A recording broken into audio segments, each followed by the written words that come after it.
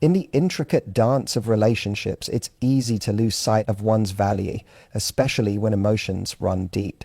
Yet the cornerstone of any fulfilling relationship lies in recognizing and embracing your intrinsic worth. You are not a contestant vying for affection. You are the prize, deserving of genuine love and respect. From an early age, societal narratives often condition individuals, especially women, to believe that they must earn love through relentless effort, by being accommodating, constantly available, or by molding themselves to fit another's expectations. This mindset can lead to a cycle of self-neglect, where one's own needs and desires are sidelined in the pursuit of validation. Now, a true connection doesn't stem from self-sacrifice or the abandonment of personal boundaries. It arises when two individuals, each secure in their own identity, come together to share their lives. When you prioritize your well-being, passions, and personal growth, you naturally exude confidence and authenticity, qualities that are inherently attractive. Consider the psychological principle of the scarcity effect, which suggests that people place higher value on things that are less readily available. When you constantly make yourself available, neglecting your own needs in the process, you may inadvertently diminish your perceived value. Conversely, when you maintain your individuality and prioritize self-care, you not only enhance your self-worth, but also become more appealing to others. Moreover, embracing your role as the prize doesn't mean adopting an air of superiority or playing hard to get. It's about setting clear boundaries, communicating your needs, and refusing to settle for less than you deserve. It's about understanding that your time, energy, and love are valuable commodities, not to be squandered on those who don't appreciate them. In relationships, mutual respect is paramount. When you hold yourself in high regard, you set the standard for how others should treat you. This self-respect acts as a filter, deterring those who seek to exploit or undervalue you and attracting those who recognize and cherish your worth. It's also essential to remember that being the prize doesn't equate to perfection. Everyone has flaws and areas for growth. Embracing your imperfections while striving for personal development is a testament to your strength and resilience. It's this authenticity that fosters deep, meaningful connections. Furthermore, choosing yourself first doesn't mean rejecting love or companionship. It means ensuring that any relationship you enter complements your life rather than completes it. It's about finding a partner who supports your journey, respects your boundaries, and shares your values. In essence, recognizing that you are the prize is about reclaiming your power. It's about shifting the narrative from one of pursuit to one of mutual discovery. By valuing yourself, you set the tone for your relationships, paving the way for connections rooted in respect, admiration, and genuine affection. Self-respect is the silent, magnetic force that speaks volumes before you utter a single word. It's the energy you walk into a room with, the tone in your voice, the unspoken line that says, "I know who I am, and I won't settle for anything less than what honors me." While chemistry may start a connection and shared interest may build it, it's self-respect that ultimately sustains the integrity of a relationship and determines whether that relationship is one you'll be proud of or one that will slowly chip away at your spirit. Let's be honest. Too many people today are caught up in the fear of being alone. That fear leads them to accept behavior they know they shouldn't. They let disrespect slide because they don't want to rock the boat. They overextend themselves, hoping that if they give more, love more, sacrifice more, they'll finally be chosen. But here's the harsh truth. When you don't respect yourself, you train others not to respect you either. Every time you excuse a lie, ignore a red flag, or allow yourself to be treated as an option, you're setting a new low for what's acceptable. And that becomes the new normal. Not just for your partner, but for yourself. And soon, you begin to believe that this version of love, this diluted, inconsistent affection, is all you can hope for. But self-respect is not about arrogance. It's not about believing you're better than someone else. It's about knowing that your heart, your time, your effort, these are sacred things. Not everyone should have access to them. Not everyone deserves your vulnerability. When you carry self-respect, you filter out the ones who only show up when it's convenient for them. You stop engaging with people who breadcrumb you with just enough attention to keep you emotionally invested but never commit to anything deeper. The moment you begin to respect yourself, something profound happens. You start to walk differently. You stop reaching out first just to get a response. You stop rearranging your schedule for someone who never considers yours. You stop making excuses for bad behavior. You stop blaming yourself for their emotional unavailability. You begin to believe, truly believe, that their inconsistency is not a reflection of your worth, but a reflection of their inability to meet you where you are. You say people mirror what you show them. If you consistently tolerate disrespect, neglect, or emotional games, that becomes the standard they operate within.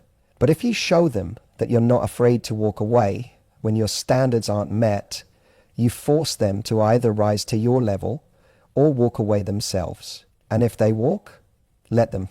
Let them walk, because the space they leave behind will soon be filled with something far more aligned with the respect you now demand. Having self-respect doesn't mean you never compromise or that you expect perfection. It means you know your bottom line. You know what your non-negotiables are. You don't allow charm to blind you to character. You don't confuse potential with consistency. You don't mistake attraction for alignment.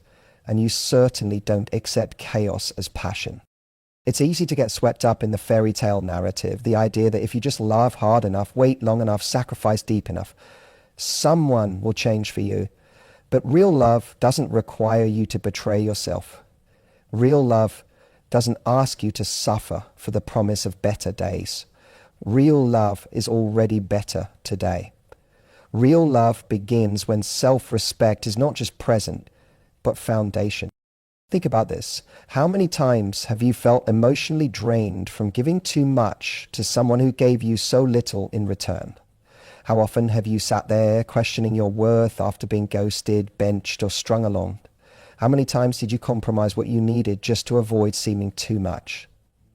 That pain, that confusion, it never came from loving someone else too deeply.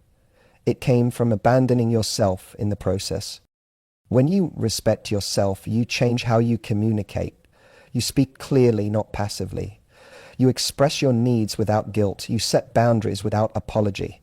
You stop trying to be low maintenance just to be more likable. You stop trying to shrink your light so someone else doesn't feel threatened. You start to live, love, and lead with the truth of who you are, instead of trying to edit yourself into someone else's preferences. Self-respect makes you magnetic. It radiates from your presence. You'll notice it when you're able to say no without over-explaining. When you don't chase closure from people who never gave you clarity. When you walk away, not because you're bitter, but because you're better without the emotional roller coaster. When you stop hoping they'll finally change and start focusing on your own growth instead. And here's what often surprises people. The moment you truly start respecting yourself, those who took you for granted either disappear or they come back, trying to re-enter your life. Why? Because now they feel the shift. They feel the energy that says, you no longer have that kind of access to me. And even if they come back, you're different. You're no longer waiting for their text. You're no longer impressed by crumbs. You're not resentful. You're just evolved.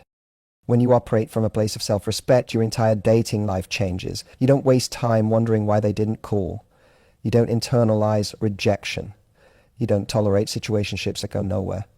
You understand that attention is not affection, that consistency matters more than chemistry, and that the right person will never require you to abandon yourself to be loved.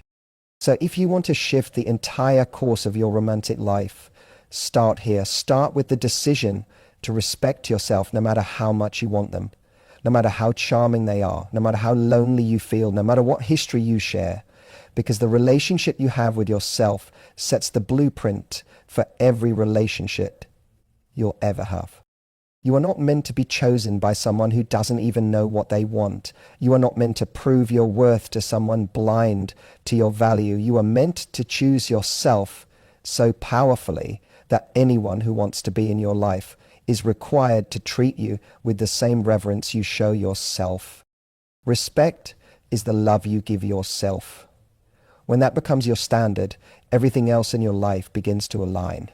The people who come correct. The people who leave, make space. The confusion fades. The games stop. The peace sets in. And the love that comes next, it's not just passionate or exciting. It's healthy, it's reciprocal, and it's real. Emotional independence is built over time, often in the hard seasons. It's in those moments after heartbreak when you choose to rebuild instead of collapse. It's when you sit with your loneliness instead of rushing back to someone just because they feel familiar. It's when you stop needing closure from them because you've given closure to yourself. It's when you realize you don't need someone to tell you you're lovable. You already know it. That kind of self-possession radiates. It's rare, and it changes the way people respond to you. Men begin to see you not just as attractive, but as magnetic. Not just as someone to date, but as someone to rise for.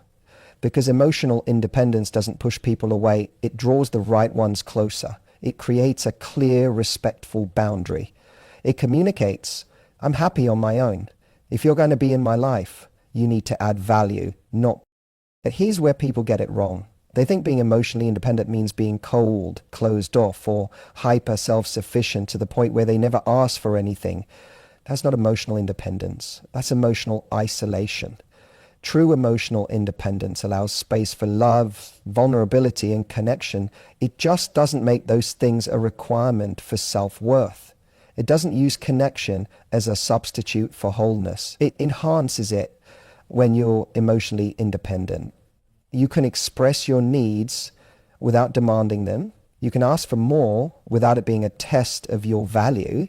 You can walk away when necessary, not as a punishment, but as a protection of your peace.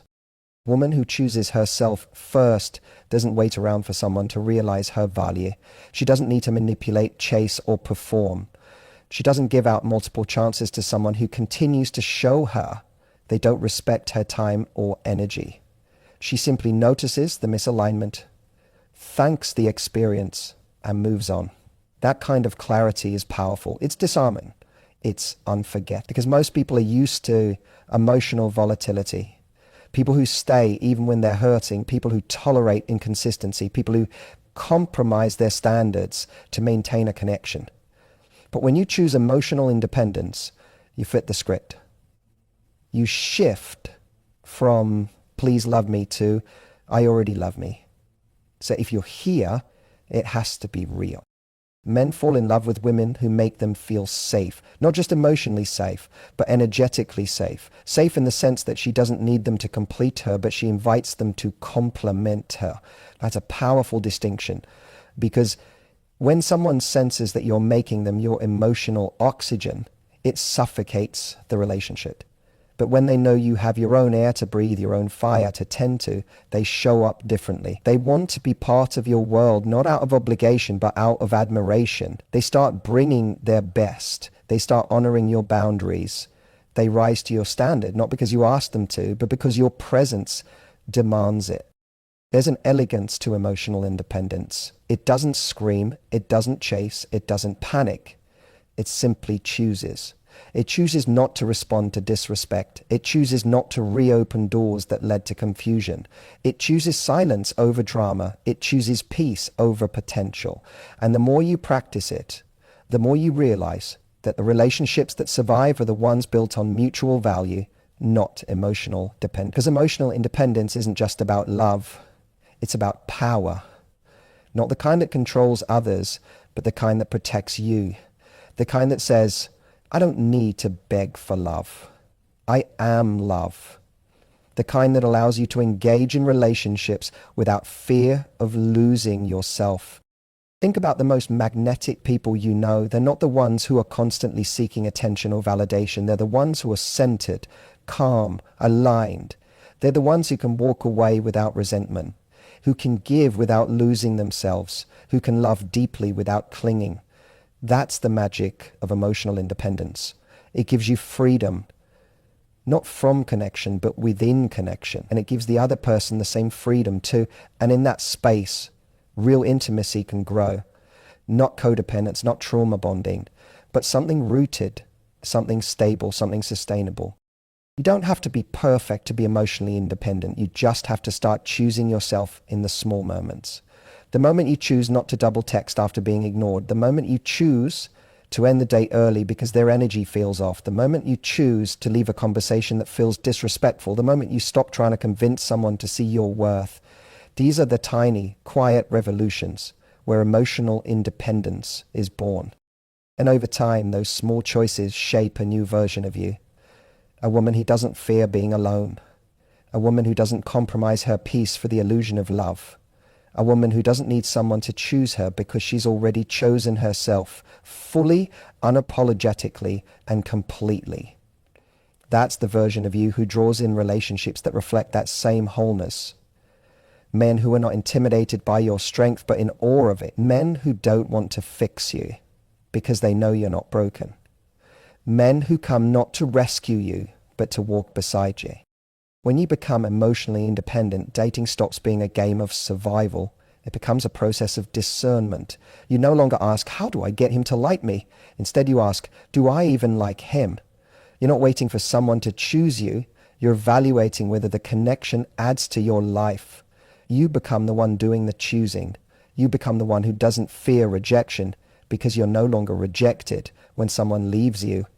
You're redirected. You become the one who understands that sometimes the greatest act of self-love is letting go. And sometimes the most powerful answer is no. In a world that often teaches women to define themselves through relationships, emotional independence is revolutionary. It's the quiet refusal to be defined by someone else's approval. It's the sacred reclaiming of your own voice, your own rhythm, your own truth. And the more you live from that place, the more you realize the love that's meant for you will never require you to shrink. It will never ask you to beg. It will never leave you wondering. Because the person who is emotionally healthy and secure will recognize and respect the emotional independence in you, and they'll cherish it, not challenge it. So if you're sitting there wondering what the next step is in your love life, start here. Choose you, not in a way that builds walls, but in a way that builds standards. Choose you in your self-care. Choose you in your boundaries. Choose you when the choice is between peace and chaos. Choose you when you're tempted to go back just because you're lonely. Choose you when it hurts, because sometimes choosing yourself will be painful at first, but peace will always follow. And in time, love will follow too. The kind of love that sees you, respects you, meets you where you are, and rises with you, not above you, not below you, but beside you. And in that moment, you'll realize something beautiful. Emotional independence didn't keep you from love. It brought you to the kind of love you were always worthy of. The kind that doesn't complete you, but celebrates you. The kind that doesn't take from your cup, but pours into it. The kind that doesn't need fixing or chasing or forcing, because it flows from the overflow of two whole people who already know how to stand strong on their own. There's something incredibly magnetic about a woman who knows how to walk away. Not in bitterness, not in anger, but in peace, in quiet confidence, in knowing that staying somewhere she's not valued doesn't serve her soul. It's in this graceful exit, this unshaken resolve, that her true power is revealed, not just to others, but to herself. Because the moment she chooses her peace over the illusion of love, she sends a signal to the world and to herself that she is no longer willing to beg for what should be freely given: respect, presence, and intentional love. And here's what most people don't understand. Walking away isn't giving up. It's choosing it. It's saying, this version of love doesn't honor me, and I will no longer participate in my own neglect. It's an act of radical self-love. It's the ultimate shift in the dating dynamic, because it flips the script from seeking validation to standing in worth.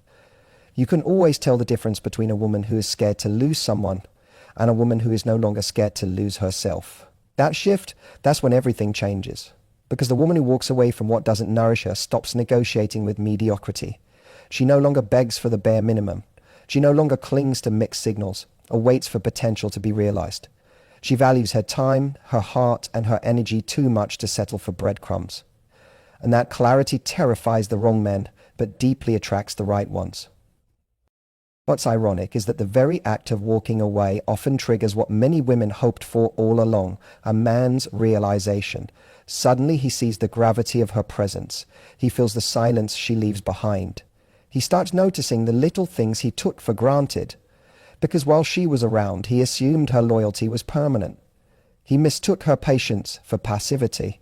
He saw her forgiveness as weakness. He didn't realize that all along she was giving him time to step up, not permission to stay comfortable. And when she finally walks, when she really walks with no hidden agenda, no hopes of maybe he'll chase me, that's when the weight of her absence hits. And it doesn't just hit, it echoes. Because real women don't beg. They observe. They give grace. But when the grace runs out, they go. Quietly, strongly, without looking back. And this is the moment the balance of power shifts, not in a manipulative game-playing way, but in an energetic way. Because now she's no longer trying to control how she's perceived. She's not trying to change someone's mind. She's not performing or chasing or proving. She's simply decided that she's enough, and that anyone who can't see that is not her person. That kind of detachment is magnetic. It draws in men who aren't intimidated by her independence, but inspired men who see her not as someone to fix or save, but as someone to grow with. Because the woman who can walk away is the woman who can choose herself. And the woman who can choose herself is the woman who loves herself deeply enough to only allow relationships that reflect that same love. Let's be clear, this isn't about punishing someone by walking away. It's not about proving a point or making someone regret their choices. It's about choosing peace, choosing clarity, choosing alignment. Because staying in a relationship where you constantly feel uncertain, undervalued, or unseen is not love, it's self-abandonment. And no one is worth you abandoning yourself. When you walk away from the wrong energy, you make space for the right one. You make room for the kind of love that doesn't require suffering, the kind that doesn't ask you to shrink, the kind that doesn't keep you guessing. And I know, walking away is hard, especially when your heart is still attached, especially when you saw so much potential, especially when the moments of affection gave you hope that maybe, just maybe, things could change. But staying for potential while ignoring the pattern is how you lose yourself. That's how you become addicted to the highs and lows, the push and pull, the almost love. But a woman who walks away, she's done with almost. She's done with one-sided effort. She's done with inconsistent love. She wants the real thing, and she's willing to wait for it, even if it means sitting in the uncomfortable space of healing for a while. Because that space, as hard as it is still more peaceful than begging for love from someone who only gives it when it's convenient. And it's not just about romantic relationships. This principle shows up everywhere, in friendships, in jobs, in family dynamics. There comes a moment in life where your peace becomes more valuable than pleasing people, where you stop betraying yourself to belong, where you stop explaining yourself to people committed to misunderstanding you. And when that moment comes, you reclaim something that can't be faked, your self-respect. And people feel it. They may not say it, but they feel it. And the right ones, they'll match it. They'll step up. They'll rise. Because true connection only thrives when both people show up fully. Not one chasing while the other sits back comfortably, but both walking together, equally invested. So what happens after you walk away? That's the beautiful part. You rediscover yourself. You realize how much energy you were spending trying to decode mixed messages. You remember what it feels like to be calm. You start focusing on your goals, your growth, your healing. You start attracting people who reflect the love you've learned to give yourself. And if that man circles back, if he realizes what he lost, that's fine, but it's not the goal. The goal was never to make him regret. The goal was to get back to you. And once you've done that, once you've returned to yourself, you get to make a new decision, not from a place of fear or longing, but from a place of clarity. Do you want to let him back in? Has he truly changed? Is there mutual respect now? Or has your standard evolved beyond what he can offer? You decide. because you hold the power now. Not in a controlling way, but in a conscious way, in a self-honoring way. There's a version of you on the other side of letting go that you haven't met yet. She's strong, she's centered, she's soft but not naive. She loves deeply but wisely. She doesn't chase, she attracts. She doesn't force, she flows. She doesn't settle, she selects. That version of you is waiting. And every time you choose yourself, you step closer to her. Every time you walk away from what drains you, you return to your power. Every time you let go of someone who couldn't love you right, you make space for someone who can. Men love women who choose themselves first, because those women don't just know their worth. They live it, they embody it. And they refuse to let anyone treat them as optional. They're not afraid to walk away, not because they don't love deeply, but because they've learned that love without respect is not love at all. They've learned that staying where you're not seen is far lonelier than being alone. And they've learned that their energy is precious, their time is sacred, and their peace is non-negotiable. So if you're in a situation right now where you feel like you're constantly trying to prove your worth, I want you to ask yourself this. What would the most self-respected version of me do? Would she stay silent when she feels disrespected? Would she wait around for someone who keeps sending mixed signals? Would she tolerate inconsistency just to evolve being alone? Or would she walk away? Not because she's angry, but because sometimes the most loving thing you can do for yourself is leave the room, end the conversation, block the number, or simply step away from what no longer serves you. Not in rage, not in haste, but in love. In love with your future, in love with your peace, in love with who you're becoming. Remember this, you don't lose value when someone can't see it. You don't become less worthy because someone didn't choose you. You don't need to earn what's meant for you.